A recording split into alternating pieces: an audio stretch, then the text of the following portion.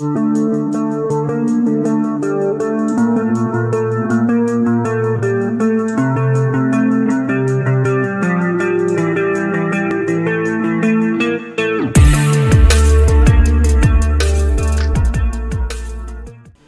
tout le monde, c'est Valérie. Je suis heureuse de vous retrouver et j'espère que vous êtes en belle forme.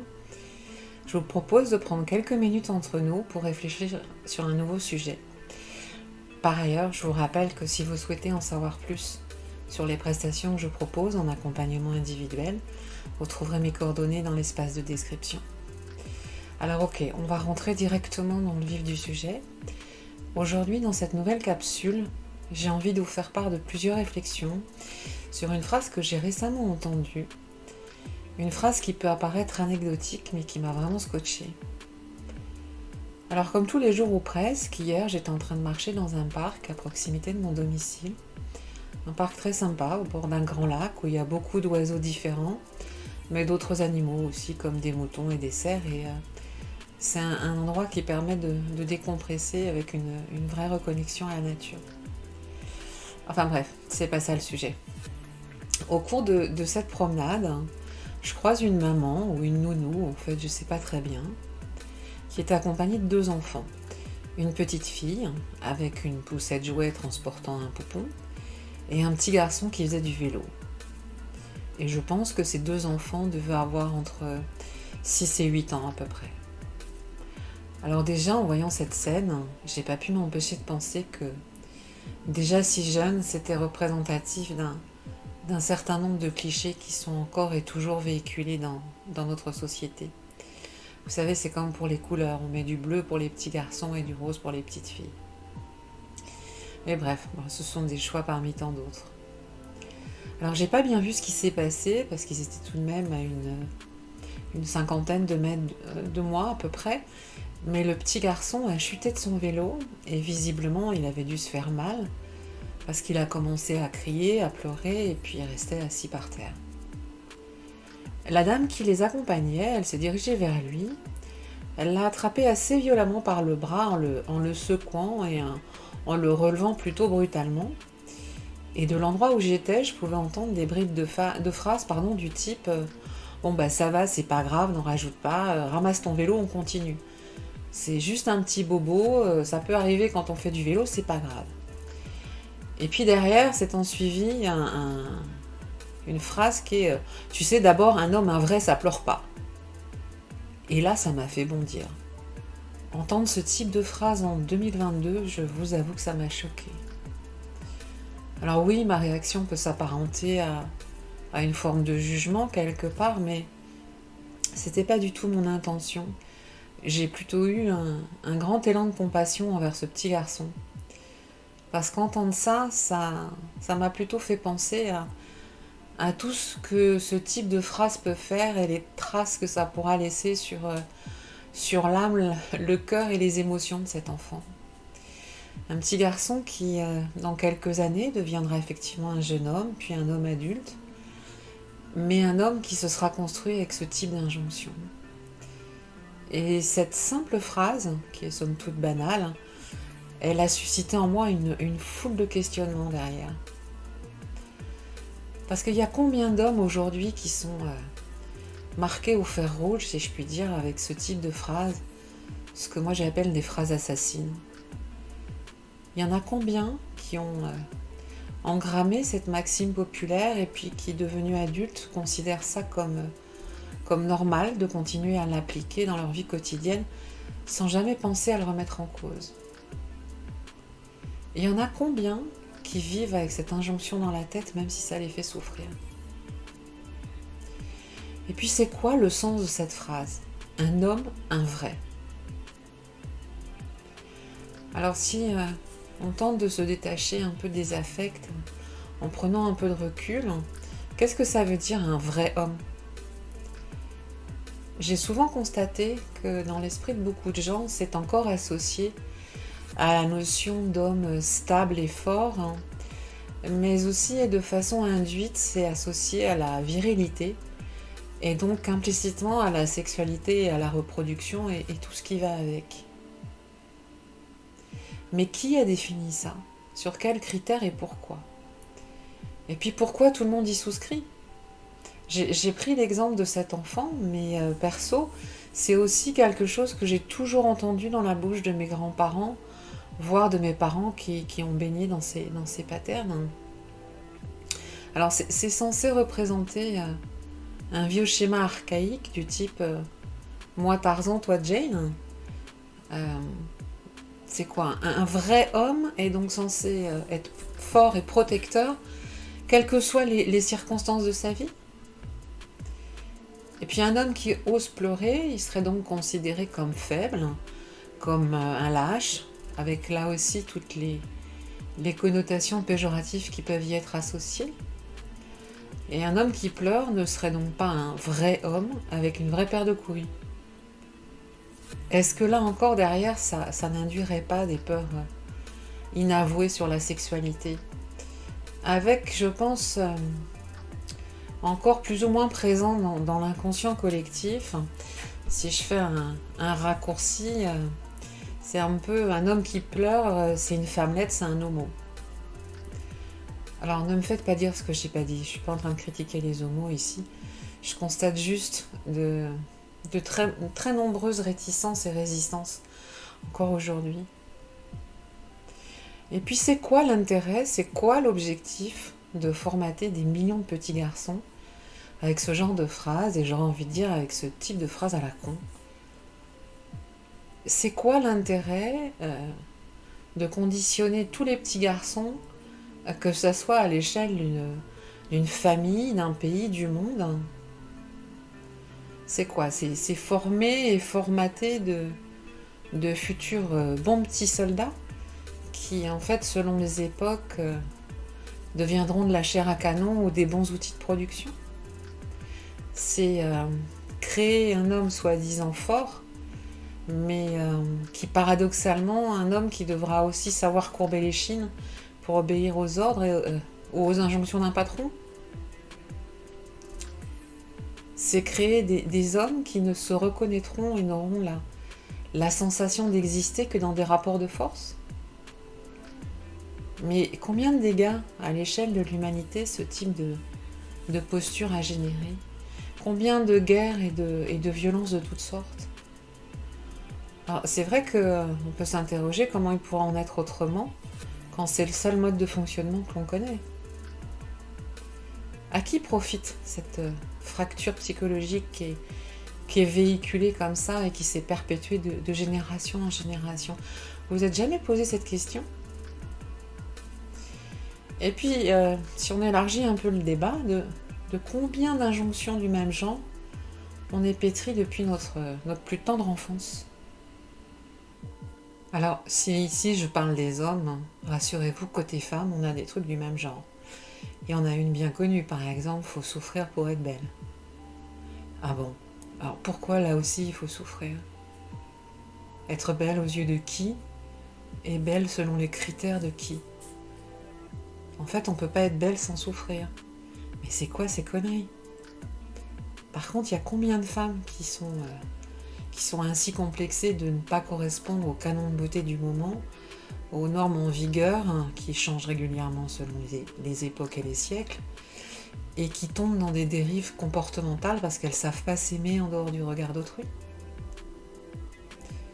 Est-ce que vous avez remarqué combien toutes ces injonctions que l'on reçoit à intensité variable pendant toute notre enfance, elles ont pour conséquence directe la normalisation de la souffrance pour être quelqu'un de bien, ou tout au moins être considéré comme tel aux yeux du collectif? Est-ce que c'est pour ça que tout le monde ou presque est addict à la souffrance? Est-ce que tout le monde considère ce mode de fonctionnement comme normal parce que c'est ce qu'il a toujours connu? Et insidieusement, est-ce que cette addiction à la souffrance ne serait pas la seule manière d'être reconnu et accepté dans nos sociétés? Parce que oui, forcément, tout le monde a envie qu'on parle de lui comme quelqu'un de bien, une bonne personne. Mais en fait, c'est quoi être une bonne personne? Une bonne personne selon le regard que les autres peuvent poser sur vous, avec leur propre filtre. Mais vous, quand vous êtes seul et face à vous-même, est-ce que vous trouvez que vous êtes quelqu'un de bien? Est-ce que vous êtes en harmonie et en paix avec vous-même? Et pourquoi vous voulez être une bonne personne? Pour vous faire aimer? Est-ce que vous avez noté aussi que toutes ces phrases assassines ont toujours une corrélation directe avec les émotions, mais surtout la demande implicite et insidieuse via toutes ces injonctions, qui est de devoir nier ou refouler celle-ci.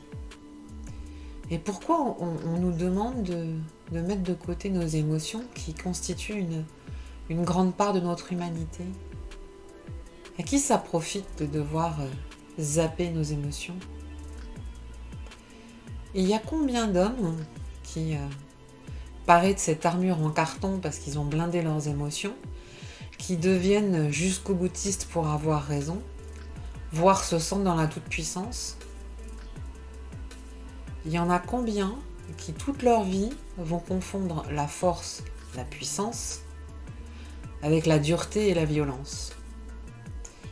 Et il y en a combien qui vont pratiquer des abus de pouvoir de toutes sortes, sous prétexte d'être un homme fort, un vrai homme? D'ailleurs, j'aimerais faire un aparté ici, parce que j'ai souvent pu constater une corrélation directe entre cette volonté d'affirmation, de force et de pouvoir avec l'argent. Il y a combien d'hommes qui vont développer une relation malsaine vis-à-vis de l'argent, en croyant ainsi être forts par justement leur capacité à gagner de l'argent? Est-ce que c'est la seule valeur qu'ils sont capables de s'accorder? Sachant comme ça, juste au passage, je vous invite à réfléchir sur le fait que dans un cadre pro, en tant que salarié, c'est un autre qui définit votre valeur par le biais du salaire qu'il daigne vous accorder. Mais bon, ça c'est un autre sujet qui pourrait faire l'objet d'une autre capsule. Toute notre éducation, et ça depuis tout petit, est basée sur la compétition, la notion de performance, et encore plus pour la jante masculine. Et cette notion de performance, on la retrouve à toutes les strates de la société, et tout au long de notre vie, que ce soit de la maternelle au lycée, en passant par le sport, avec les amis même parfois, et au sein de la vie professionnelle, avec la plupart des codes qui régissent la vie des entreprises. Alors je n'ai rien contre la performance en soi, mais ça pourrait être pertinent de commencer par se mesurer par rapport à soi-même pour évaluer ses propres progrès, ses propres performances en fonction de là où l'on part. Et ça n'empêche pas de se fixer des objectifs et d'avoir des ambitions pour soi-même. Mais des ambitions pour aller dans le sens de ses propres enjeux et pas pour répondre aux ambitions ou aux rêves de quelqu'un d'autre. Dans ce cadre, qui plus est, ça génère souvent des frustrations immenses parce que quoi que vous fassiez, ça ne sera jamais assez. Et dans cette quête à la performance, il va y avoir comme une espèce de fuite en avant perpétuelle qui ne comblera jamais certaines personnes ou entreprises et qui en voudront toujours plus. Je pourrais prendre 2 exemples ici pour illustrer. Vous allez avoir des parents qui seront perpétuellement insatisfaits, du type vous revenez un jour avec la note de 15 et puis on vous répond t'aurais pu avoir 18. Ou variante, on peut vous dire c'est pas mal mais t'aurais pu faire mieux. Ça vous parle ça?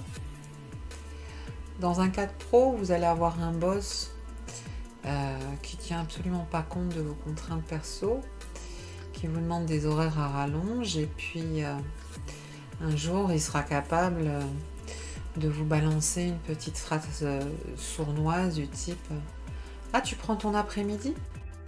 Et cette petite phrase culpabilisatrice quand vous partez à 18h et à 18h30 par exemple. Tout ça pour dire que cette fuite en avant, à tout niveau, elle n'est pas durable, elle ne peut pas être pérenne, parce que selon les critères de ces personnes, vous ne serez jamais assez et vous allez vous épuiser. Alors en y réfléchissant pour répondre aux desiderata des normes communes, Il y a combien d'hommes qui vont développer telle ou telle partie de leur personnage et tomber dans des clichés? J'aurais envie d'évoquer trois cas de figure assez courants et révélateurs. Vous avez le maigrelet, ou celui qui le croit, qui se compare au caïd du moment et qui va vouloir compenser par le sport pour se forger un corps d'athlète en espérant se faire aimer s'il passe en mode beau gosse. Vous avez celui qui a un physique plus ou moins ingrat, qui se voit comme moche. Alors celui-là, il va compenser en essayant d'être intelligent et il va devenir un besogneux, un bourreau de travail qui, à force d'abnégation, arrivera peut-être à occuper un poste dit important dans une entreprise et ce poste qui pourra peut-être compenser certaines de ses frustrations. Puis il y a le moyen aussi, qui a toujours fait ce qu'on lui a dit de faire, qui n'a jamais eu l'opportunité de briller, de trouver et de montrer qui il est vraiment au fond de lui. Et celui-là, bien malgré lui, il va être entretenu dans sa médiocrité. Précision, quand j'utilise le mot médiocrité ici, c'est dans le sens moyen et je ne porte pas de jugement de valeur sur la personne en elle-même. Je dis juste que cette médiocrité, elle est entretenue par tout notre système éducatif qui perpétue allègrement la volonté de laisser les gens dans une forme d'ignorance et qui ne leur permet pas, de très rares exceptions, de sortir du cadre, de casser les codes, parce que même encore aujourd'hui, on peut très vite être classé dans des cas de figure du type instable, hyperactif et être isolé du groupe. Alors celui-là, il voudra se fondre dans la masse, et peut-être qu'avec de la persévérance et l'oubli de lui-même, il parviendra à obtenir un poste avec quelques responsabilités ou pas.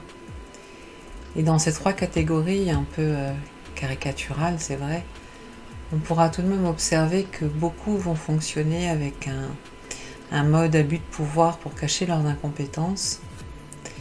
Et même s'ils occupent des jobs qui leur confèrent une sorte de légitimité sociale, finalement ces postes ne comblent pas leurs attentes et ils vont trouver une foule d'excuses pour justifier leur médiocrité et leur mal-être.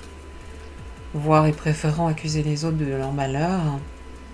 Et côté pro, ça sera les collaborateurs qui sont mauvais bien sûr, et perso, leur partenaire est responsable de tout. Ils préfèrent accuser les autres de leur malchance parce qu'ils ne sont pas en capacité de se remettre en cause. Et puis surtout, ils n'ont pas envie de s'avouer que le seul dénominateur commun à tous leurs problèmes, c'est eux. Alors dans ces exemples que je peux citer, il n'y a vraiment aucun jugement de valeur de ma part ici, mais seulement le fruit de nombreux constats que j'ai pu faire, que ce soit dans mon parcours en entreprise comme directrice ou manager, dans ma vie perso aussi, ou encore dans mes coachings individuels. Et pour beaucoup de ces hommes, on ne peut pas vraiment dire qu'ils soient heureux et épanouis. Alors pour revenir au sujet, je pourrais multiplier les exemples des dérives que ce type de phrases assassines ont pu provoquer et tous les comportements que cela aura induit chez les petits garçons, devenus des hommes adultes et des hommes intégrés dans une société. Mais je sais aussi que nombreux sont ceux qui se sentent en décalage permanent avec leurs ressentis les plus intimes.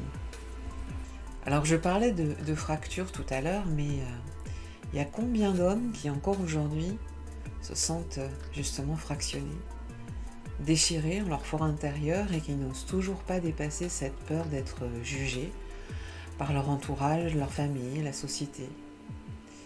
Et devenus adultes, il y en a combien qui n'osent pas dévoiler leurs sentiments et leurs émotions, ou tout au moins n'arrivent à le faire que partiellement, par peur d'être pris pour des faibles, de se sentir abusés ou par peur que l'on profite de leur soi-disant faiblesse.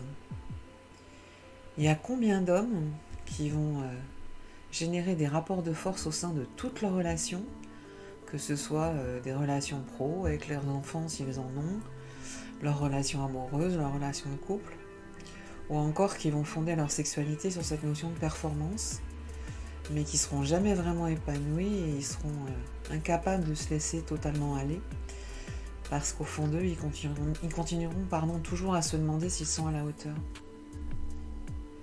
il y a combien d'hommes qui vont renier le petit garçon au fond d'eux pour se conformer et ils vont fermer leur cœur par peur de souffrir et d'être rejetés s'ils se montrent en étant authentiques. Il y en a combien qui enfouissent au plus profond d'eux-mêmes toute cette palette d'émotions, toute leur souffrance, qui souvent pourront ressurgir sous une forme ou sous une autre, un jour ou l'autre. Alors ça pourra se présenter sous forme d'une maladie, un burn-out, qui pourra les saisir vers 35, 40, 50, voire beaucoup plus tard. Combien vont vivre toute leur vie sans oser avouer leur vulnérabilité pour correspondre à des clichés que d'autres ont imposés et en ayant en tête des schémas qui ne leur correspondent pas, qui ne les rendent pas heureux, mais qui persistent à porter ces masques qui les étouffent.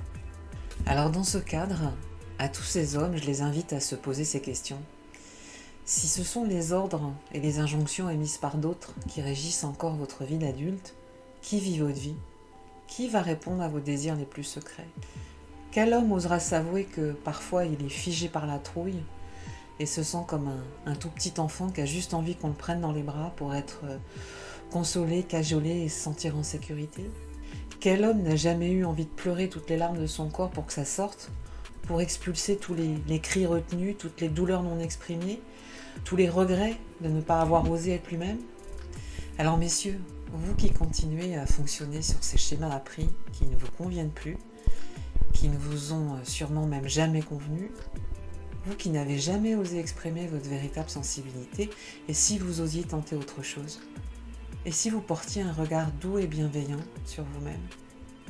Personne ne vous demande d'être parfait et encore moins de jouer les Robocop ou les Superman. Alors vous ne serez pas moins aimé parce que vous osez montrer votre vulnérabilité, bien au contraire. Vous seriez même sûrement surpris de constater que beaucoup autour de vous ont envie d'oser être eux-mêmes, avec leurs forces et leurs doutes, sans chichi ni blabla. Peut-être que vous avez encore à l'esprit des schémas familiaux aussi, des pères ou des grands-pères que vous avez pu considérer comme faibles ou lâches, ou à contrario qui pouvaient être super autoritaires pour correspondre aux clichés de leur temps. Alors que peut-être tout simplement, ces hommes auront vécu à des époques où il leur était quasi impossible de se laisser aller, ni même d'oser exprimer leur flux d'émotions parce que la peur d'être mis au banc de la société, de la famille était encore la plus forte. Mais aujourd'hui, les temps ont changé, non ? Alors vous avez le droit d'être triste. Vous avez le droit de pleurer si un trop-plein d'émotions vous submerge. Et c'est pas pour autant que vous allez perdre en virilité. Vous n'en serez pas moins un homme. Vous serez juste un être humain, un homme avec toutes ses facettes et dans sa complétude. Et ne pas retenir, ou plutôt libérer tout ce que vous avez enfoui au plus profond de vous depuis si longtemps, ça pourrait être une grande source d'apaisement. Et si être un homme fort, un vrai homme, était justement être celui qui osera affirmer sa puissance et sa véritable masculinité par justement l'expression de sa vulnérabilité, en étant dépouillé de tous ces masques et ces artifices, et en toute authenticité. Alors si vous arrêtiez de tout vouloir contrôler, parce que vous risquez de passer à côté de beaux moments, et si enfin vous osiez casser les codes qui ne vous comblent pas, et si vous décidiez de vous entourer du bon, du juste, du vrai et du beau, si vous avez envie de vous acheter un bouquet de fleurs rien que pour vous, faites-le. Si vous avez envie d'aller faire un soin ou un massage, faites-le. Qui vous en empêche à part vous-même ? Et si vous choisissiez d'écouter votre cœur plutôt que votre tête et votre ego, qui jusqu'à présent ne vous ont peut-être pas forcément rapporté que de belles et bonnes choses. Vous ne serez jamais parfait, mais ça vous le savez déjà. Et puis c'est pas grave. Si enfin vous osiez être vous-même, parce que c'est ainsi qu'on vous aimera, on vous aimera pour vous-même et pas pour l'image fake que vous voulez renvoyer, l'image qui vous fait toujours vous sentir en décalage. Et si vous osiez, si aujourd'hui, vous décidiez de jouer enfin le rôle de votre vie. Et si vous décidiez de réunir, de pacifier vos parts féminines et masculines sans honte ni culpabilité. Alors dans cette capsule, Vous aurez sûrement remarqué que j'ai principalement parlé des hommes, mais mesdames, je pense que ça peut être aussi intéressant pour nous, et pour plusieurs raisons, de réfléchir à notre propre positionnement. Et si, de façon plus générale, on réfléchissait à nos propres comportements en tant que femmes, au sein d'un couple par exemple? Parce que oui, on peut critiquer les hommes, ok, mais quelle est notre part de responsabilité dans l'entretien de ces vieux schémas que nous pouvons leur reprocher? Attendons-nous de notre partenaire qu'il nous rende heureuse? Attendons-nous qu'il joue le rôle de chef de famille? Est-ce que nous attendons qu'il assure financièrement en ramenant un salaire pour l'entretien du foyer? On peut essayer de s'interroger en toute honnêteté et en posant un regard différent, mais sans s'auto-flageller, parce que c'est pas le but. Mais poser ce regard pourrait peut-être nous aider à mieux comprendre certaines réactions de nos partenaires et harmoniser les relations. Il y a un deuxième aspect qui me semble également important en tant que femme. Et ça, perso, c'est quelque chose qui m'avait interpellée très tôt parce que j'ai 2 enfants, dont un fils. Et je pense qu'en tant que maman, nous avons une grande responsabilité quant à l'éducation que nous pouvons donner à nos enfants et notamment à nos fils parce que ce seront eux les hommes de demain. En ce sens, pour revenir à mon exemple du petit garçon du début, je pense que nous avons à rester vigilantes quant à tout ce que nous véhiculons, aux mots que nous prononçons, à notre exemplarité, parce que je vous apprendrai rien en vous disant que les enfants sont de vraies éponges émotionnelles et que par mimétisme, ils vont dupliquer tout ce qu'ils auront vu et entendu. Et ici, on participe pleinement au futur conditionnement.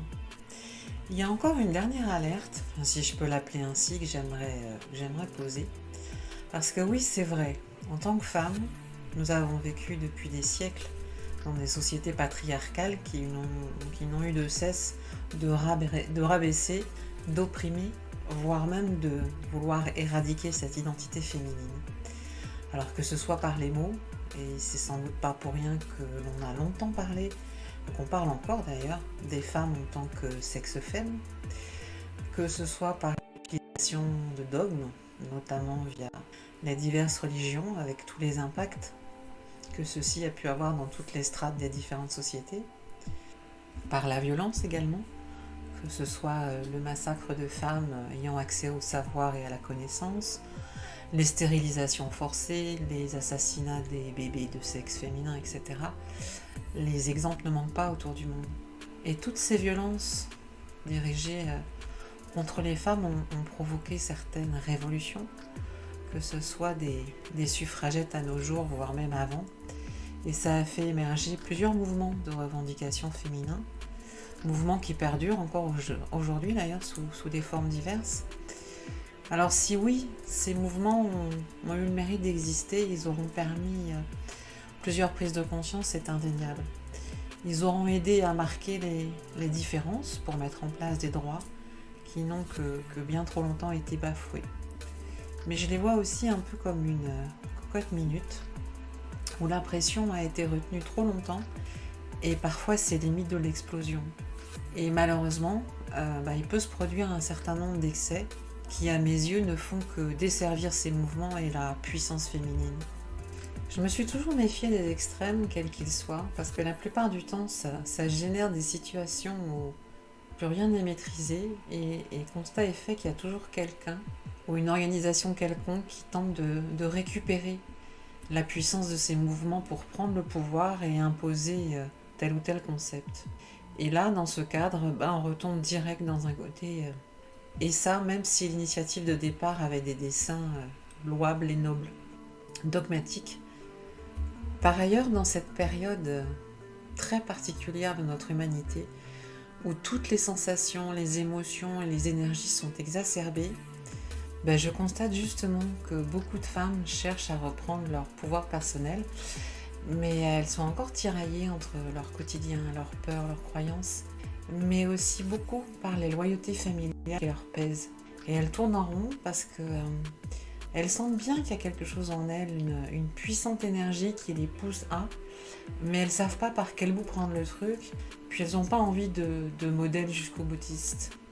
Pour revenir à ces loyautés familiales, En toutes ces femmes, je vois beaucoup de colère refoulée parce que plus ou moins consciemment, il y a un truc qui semble aussi ressurgir, c'est tout ce qui peut être lié aux blessures transgénérationnelles. Blessures qui sont ressenties intuitivement au vu de certaines réactions ou de changements intérieurs qu'on peut percevoir, mais qu'on ne comprend pas forcément, qu'on ne s'explique pas, et ça peut parfois entraîner pas mal de confusion.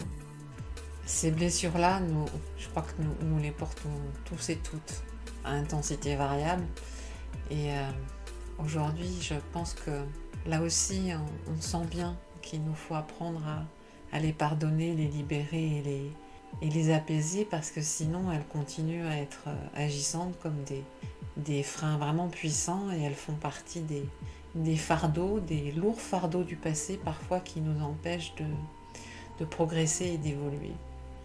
Alors tout ça pour dire que il me semble que nous aussi en tant que femmes, on va devoir apprendre à nous réconcilier avec notre part masculine et sans retomber dans les extrêmes de nos aînés. Retrouver ça pour notre propre équilibre individuel bien sûr, mais aussi et surtout pour l'équilibre général au sein de l'humanité.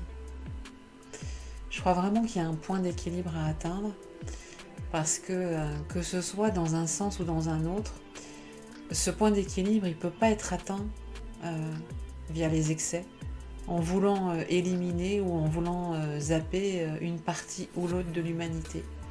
Et ces schémas d'opposition, de séparation, de division, etc., ils sont devenus complètement obsolètes. Alors, je ne sais pas comment vous le vivez, vous, mais moi j'ai l'impression que nous vivons actuellement vraiment dans une phase de transition, au-delà du chaos extérieur, où il y a comme un mouvement de balancier qui normalement devrait nous permettre d'arriver à ce point d'équilibre, parce que on peut aussi réfléchir ensemble quant au fait que tout n'est jamais aussi manichéen, c'est pas tout noir ou tout blanc, c'est bien plus subtil que ça, et puis si on souhaite, en fait, je crois, permettre l'expression de l'unicité de chacun, d'abord le travail il est interne, et il y a une multitude de nuances et de facettes à accepter en nous-mêmes. Et face à ce mouvement de balancier, aujourd'hui je pense qu'il me semble vital que chacun et chacun d'entre nous reprenions notre leadership individuel en ayant le courage de choisir et de décider où nous souhaitons nous positionner, ce que nous avons envie de créer et surtout co-créer, et puis surtout qui nous voulons être. Alors je dis pas forcément que c'est facile, hein. Je pense que ce travail intérieur, au contraire, il est loin d'être facile, mais je suis pas convaincue qu'on puisse en faire l'économie.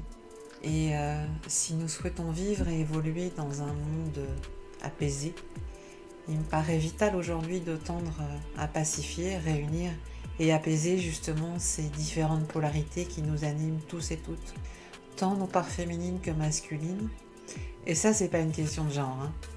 Et ce travail intérieur de libération, de réunification et d'apaisement, homme comme femme, ça commence au sein de chacun et chacune d'entre nous, à titre individuel, au quotidien, dans tout un tas de petites actions, en prêtant attention aussi à nos paroles, à nos pensées, nos émotions, nos énergies, et comment nous interagissons avec le monde qui nous entoure. Voilà les amis, ce que j'avais envie de partager avec vous aujourd'hui. Et je suis en train de me dire que c'est fou ce qu'une simple phrase entendue dans un parc a pu provoquer comme réflexion.